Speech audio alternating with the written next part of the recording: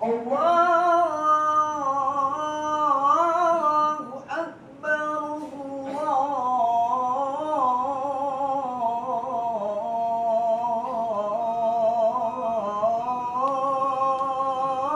الله أكبر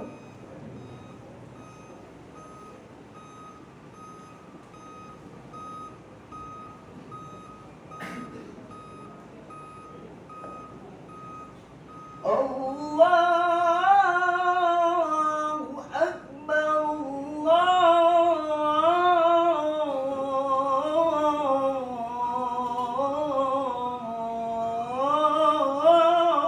الله أكبر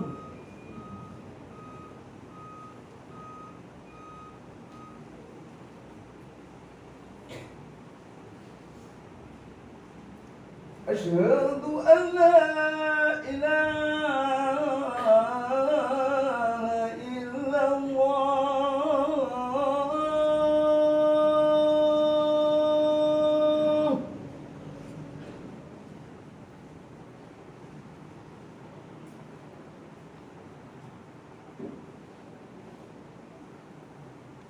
أشهد أن لا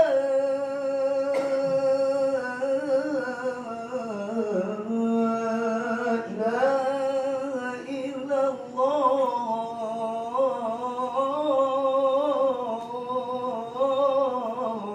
الله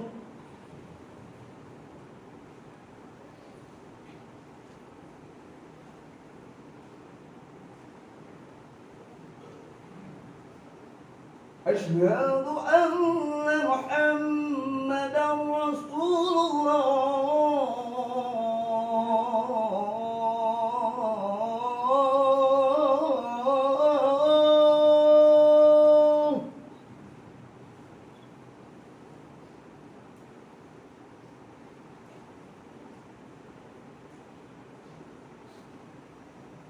أشهد أن محمدا رسول الله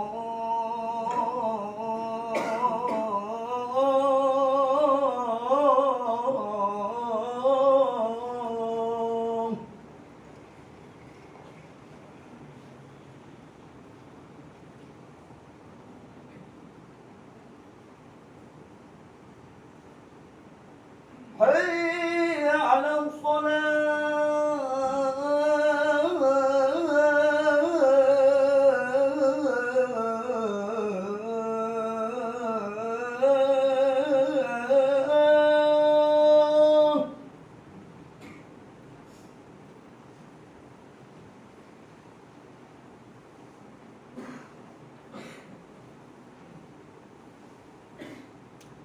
حي على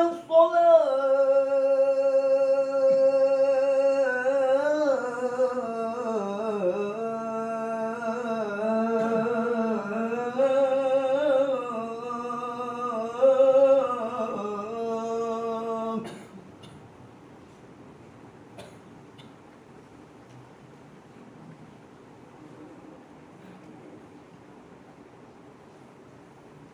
حي على الفلاح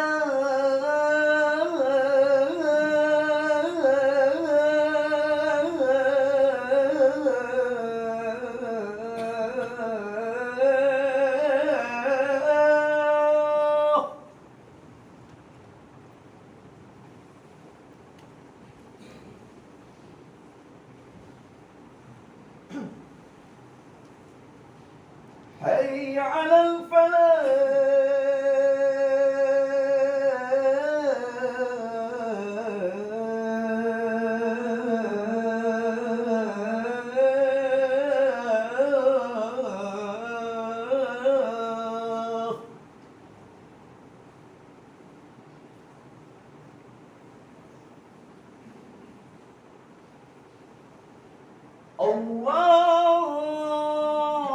الله أكبر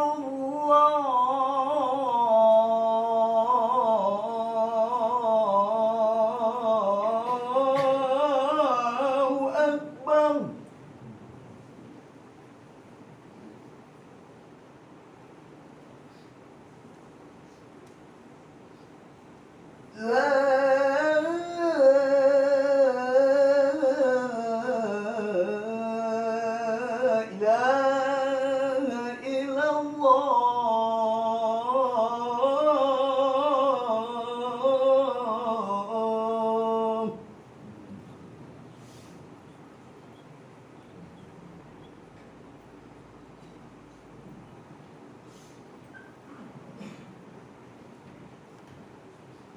الحمد لله نحمده ونستعينه ونستغفره ونتوب إليه ونعوذ بالله من شرور أنفسنا وسيئات أعمالنا من يهده الله فلا مضل له ومن يضلل فلا هادي له أشهد أن لا إله إلا الله وحده لا شريك له وأشهد أن محمدا عبده ورسوله لا نبي ولا رسول بعده يا أيها الذين آمنوا اتقوا الله حق تقاته ولا تموتن إلا وأنتم مسلمون يا أيها الناس اتقوا ربكم الذي خلقكم من نفس واحدة وخلق منها زوجها وبث منهما رجالا كثيرا ونساء واتقوا الله الذي تساءلون به والأرحام إن الله كان عليكم رقيبا يا أيها الذين آمنوا اتقوا الله وقولوا قولا سديدا يصلح لكم أعمالكم ويغفر لكم ذنوبكم ومن يطع الله ورسوله فقد فاز فوزا عظيما أما بعد فإن أصدق الحديث كتاب الله وخير الهدي هدي محمد صلى الله عليه وعلى آله وسلم وشر الأمور محدثاتها فإن كل محدثة بدعة وكل بدعة ضلالة وكل ضلالة في النار. Ma'asyiral muslimin, jamaah sidang Jumat yang dirahmati oleh Allah Subhanahu wa taala.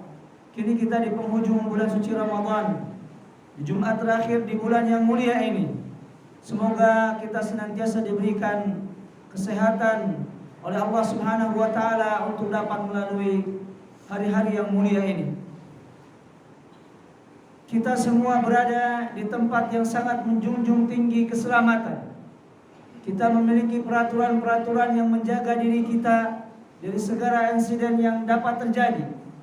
Maka hal tersebut sebenarnya telah diajarkan oleh Nabi sallallahu alaihi wasallam. Bahwasanya seorang muslim perlu memperhatikan keselamatan dirinya. Dalam sebuah kaidah dikatakan Rasulullah SAW mengatakan la darara wa la dirar. Seseorang tidak boleh memudaratkan, membahayakan dirinya dan orang lain. Marilah kita bersama-sama meningkatkan keselamatan kita di dunia. Demikian juga kita memperhatikan keselamatan kita di akhirat dengan senantiasa memperbaharui ketakwaan kita kepada Allah Azza wa Jalla, terutama di bulan suci Ramadan ini. Hadirin yang dimuliakan oleh Allah Subhanahu wa taala. Ada sebuah kisah yang terjadi di zaman Nabi SAW. Tepatnya di bulan Ramadan, sebagaimana yang diriwayatkan dalam sebuah hadis yang diriwayatkan oleh Al-Imam Al-Bukhari. Mari kita bersama-sama mengambil pelajaran dari kisah ini. Kisah ini diriwayatkan oleh Al-Imam, oleh sahabat yang mulia Abu Hurairah radhiyallahu taala anhu. Beliau radhiyallahu taala anhu berkata, "Wakalani Rasulullah sallallahu alaihi wasallam." Rasulullah sallallahu alaihi wasallam menjadikanku seorang wakil bihifdi zakati Ramadan, untuk menjaga zakat Ramadan.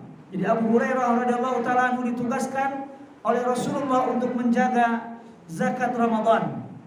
Jadi beliau ditugaskan untuk piket seperti kita sekarang ini. Kemudian fa'atani atin faja'ala yahtu min at-ta'am فأخذته وقلت والله لأرفعنك إلى رسول الله صلى الله عليه وسلم فقال إني محتاج. Pada suatu hari datanglah seseorang kepadaku, dia mengambil makanan, dan aku berkata kepadanya, sungguh aku akan melaporkan engkau kepada Rasulullah sallallahu alaihi wasallam. Kemudian orang ini mengatakan, ini muhtaj, sesungguhnya aku membutuhkannya. Wa alayya iyalun, dan aku memiliki keluarga. Wa liya hajatun syadidah, dan aku memiliki keperluan yang sangat urgen. Maka Abu Hurairah mengatakan, fa khalaitu anhu sabilahu. Kemudian aku pun membebaskannya dan dia mengambil makanan tersebut. Falamma asbahtu faqala lin Nabi sallallahu alaihi wasallam. Kemudian ketika pagi hari, jadi kejadian tadi terjadi di malam hari. Kemudian ketika pagi harinya aku melaporkan kepada Nabi SAW. Tiba-tiba Nabi pun berkata, Ya Abu Hurairah, ma fa'ala asirukal barihah. Nabi ternyata sudah tahu apa yang terjadi pada malam tersebut. Kemudian berkata kepada Abu Hurairah, wahai Abu Hurairah, apa yang dilakukan tawananmu tadi malam? Fakultu ya Rasulullah, syaka hajatan syadidatan wa iyalan. Orang tersebut melaporkan, ia berkata bahwa dia memiliki kebutuhan yang sangat-sangat urgen dan dia memiliki keluarga. Fahrahimtuhu, dan aku pun berkasih sayang kepadanya, membiarkan dia. Fakhalaitu sabilahu, dan aku membiarkan dia pergi. Kemudian Rasulullah mengatakan, amma innahu qad kadzabaka wa sayauд. Sungguh dia telah berdusta dan kelak ia akan kembali lagi. Pada malam yang kedua Abu Hurairah menunggu zakatul fitr. Kemudian datang lagi orang ini. Kemudian mengambil makanan. Kemudian Abu Hurairah mendapatinya. Kemudian Abu Hurairah mengatakan, sungguh aku akan melaporkan engkau kepada Rasulullah. Kemudian orang tersebut mengatakan, sungguh aku memiliki kebutuhan yang sangat-sangat mendesak. Dan ada keluargaku yang harus aku berikan makan. Kemudian Abu Hurairah pun memberikan kesempatan yang kedua kepadanya. Pada pagi harinya Abu Hurairah pun ditanya oleh Rasulullah SAW, ya Abu Hurairah, madza fa'ala asiruka al-bariha? Apa yang dilakukan oleh tawananmu tadi malam? Kemudian Abu Hurairah pun mengatakan, dia datang kembali memohon kepadaku bahwa dia memiliki kebutuhan yang sangat urgen. Kemudian aku pun biarkan dia membawa makanan. Rasulullah mengatakan yang kedua kalinya, innahu kadzubun wa innahu sayauд. Sesungguhnya dia dusta dan dia akan kembali. Pada malam yang ketiga Abu Hurairah mengatakan, fa'araftu annahu sayauд. Bahwa hari ini hari ketiga pasti dia akan datang kembali. Kemudian datanglah dia. Sebagaimana ketika kedatangan pertama dia pun melakukan hal tersebut. Akan tetapi Abu Hurairah radhiyallahu taala anhu tidak membiarkannya. Apa yang dikatakan oleh orang tersebut, wa hadza akhiru thalathi marratin annaka taz'umu la ta'udu thumma ta'ud. Kata Abu Hurairah, bukankah kemarin 2 hari yang lalu kali pertama engkau mengatakan tidak akan datang, tapi engkau datang lagi. Kemudian hari kedua aku masih membiarkanmu, dan pada kesempatan yang ketiga ini pasti engkau akan datang kembali lagi. Kemudian apa yang dikatakan orang tersebut, qala da'ni u'allimuka kalimatin yanfa'uka Allahu biha. Maka dari itu aku akan ajarkan kepadamu satu kalimat yang engkau akan diberi manfaat oleh Allah Subhanahu wa taala. Apakah yang disabdakan, apa yang dikatakan oleh orang tersebut? Abu Hurairah mengatakan, ma huwa, apakah kalimat tersebut? Orang itu mengatakan, idza awaita ila firashika faqra ayatul kursi. Apabila engkau hendak tidur, mendatangi pembaringanmu, maka bacalah ayatul kursi. Allahu la ilaha illa huwal hayyul qayyum sampai akhir.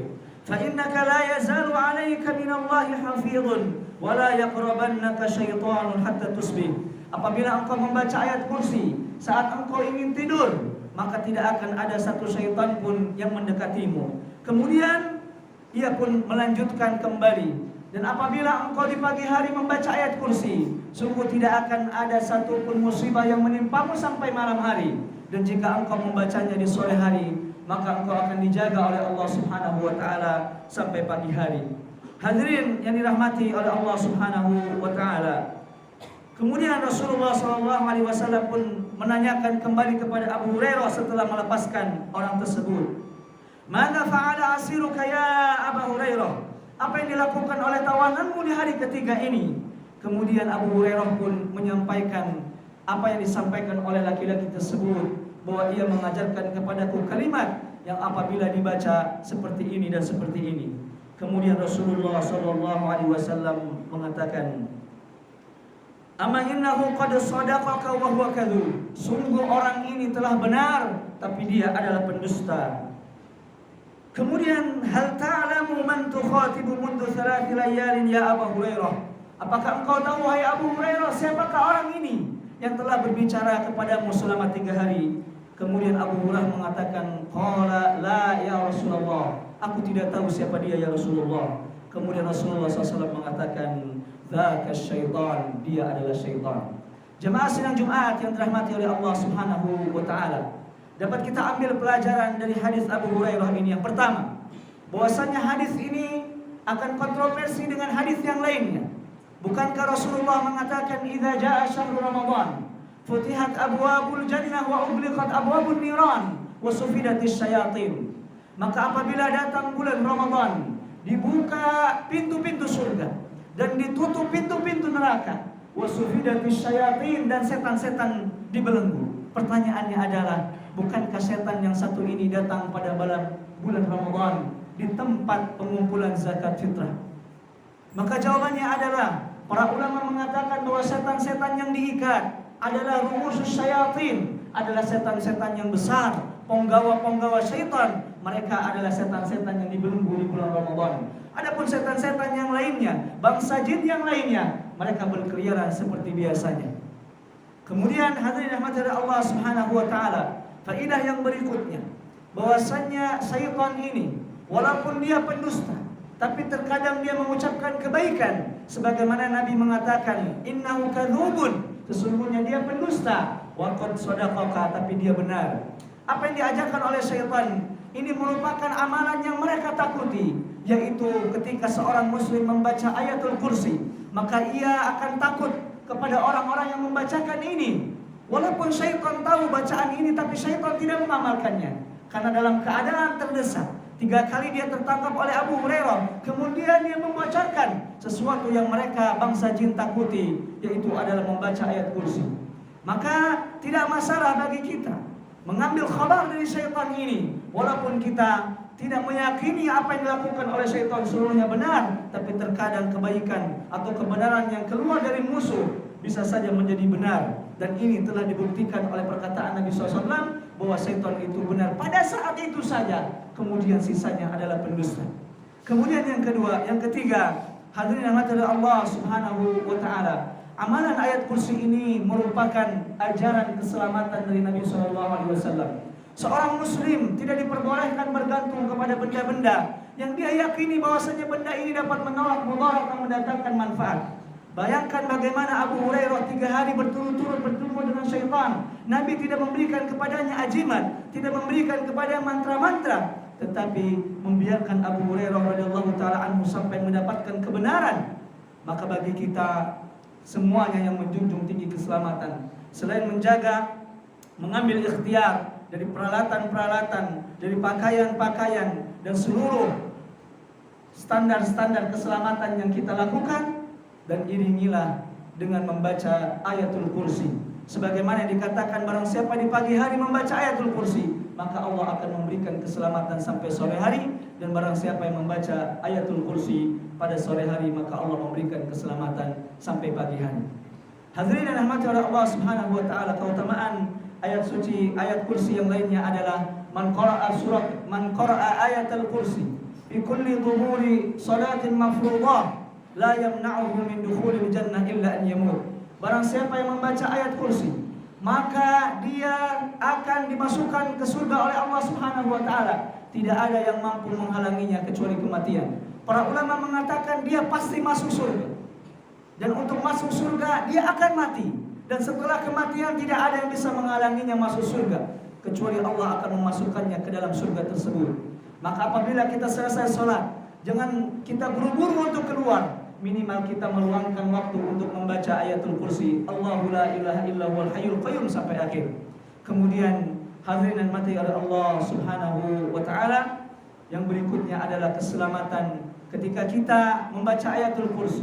Segala binatang yang mungkin membahayakan kita, segala hewan yang akan mungkin menerkam kita, atau mungkin hewan-hewan yang datang dari alam yang lain, jelmaan daripada jin, maka kita pun akan dilindungi oleh Allah Subhanahu wa taala dengan ayatul kursi ini, tentunya dengan izin Allah Subhanahu wa taala. Aqulu qawli hadza wa astaghfirullah li wa lakum wa lisairil muslimin min kulli dzamb fastaghfiruhu innahu huwal ghafurur rahim.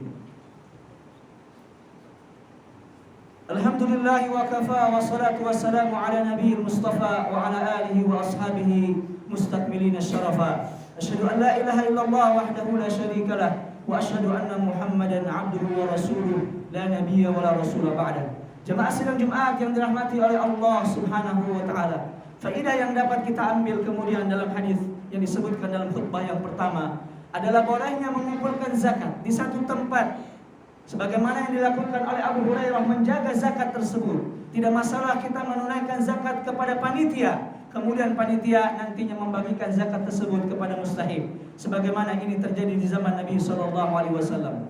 Kemudian berikutnya, bagaimana mungkin Abu Hurairah yang diberikan amanah oleh Nabi SAW untuk menjaga zakat, tiba-tiba Abu Hurairah memberikan sesuatu tanpa seizin Nabi. Abu Hurairah mengambil beberapa makanan, kemudian diambil oleh syaitan tersebut. Maka di sini para ulama mengatakan bolehnya seorang yang diberikan amanah untuk berlaku dengan apa yang diamanahinya sampai batas waktu yang ditentukan. Karena Abu Hurairah tahu bahwa setan ini pada hari pertama, ketika hari pertama Abu Hurairah mengatakan bahwasanya ada tadi malam datang manusia begini dan begini, kemudian Rasulullah mengatakan dia akan kembali. Dan Abu Hurairah tahu bahwasanya dia akan kembali, ini menunjukkan bisa saja setan tersebut datang membawa ganti apa yang dia ambil. Kemudian faedah yang berikutnya, bagaimana Abu Hurairah adalah sosok yang amanah. Apapun yang terjadi dalam lingkup kerjanya, dalam lingkup amanahnya, dia selalu melapor kepada atasannya, yaitu Rasulullah SAW. Demikianlah bagaimana sahabat mencontohkan kepada kita sikap amanah dalam menjaga apa yang telah diberikan kepada kita. Sebagaimana kita bekerja, ada amanah yang diberikan oleh atasan kita, oleh perusahaan kita, maka kita wajib menjaga amanah tersebut. Kemudian faedah yang terakhir di dalam hadis ini, bahwasanya di antara syaitan ternyata ada yang miskin dan ada yang kaya.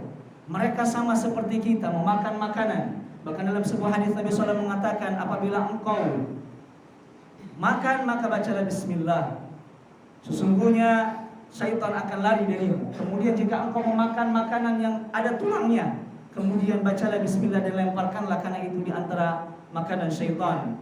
Mereka sama-sama seperti kita. Syariat Islam menyeluruh dari mulai manusia sampai bangsa jin.